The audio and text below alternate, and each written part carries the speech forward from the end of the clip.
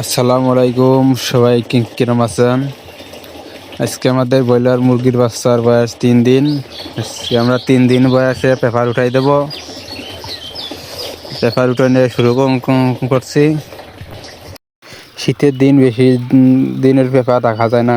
3 দিন বয়সে পেপারগুলো খারাপ হয়ে গেছে, তাই 3 দিন বয়সে এই পেপারগুলো উঠে দিচ্ছি।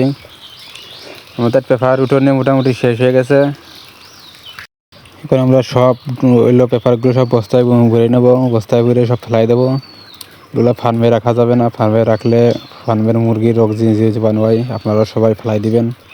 এখন আমরা মুরগির পানির পাত্র বসানোর জন্য যে কার্টুন ব্যবহার করি, সেই কার্টুনগুলো দিয়ে নেব। এখন আমরা ওই পেপার সব ফেলাই দেবো, যেগুলো পেপার বস্তায় বললাম এগুলো সব এখন ফেলাই দেবো। আমরা মুরগির পানি দেওয়ার জন্য পানিগুলো এনে নিচ্ছি।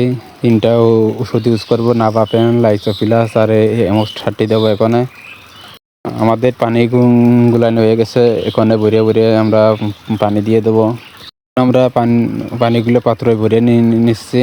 আরেকজনের এখানে পানি সব দিয়ে দেবে। এখানে দুইটা করে পানি পাত্র নিয়ে ব্রুডিংয়ের ভিতরে দিয়ে দেওয়া হচ্ছে। আমাদের ওই দিক পানি দেওয়া মোটামুটি শেষ, আরেকটাই আছে, এটাতে দিলেই আমাকে পানি দেওয়া শেষ হয়ে যাবে। পানি দেওয়ার কাজ শেষ হয়ে গেছে।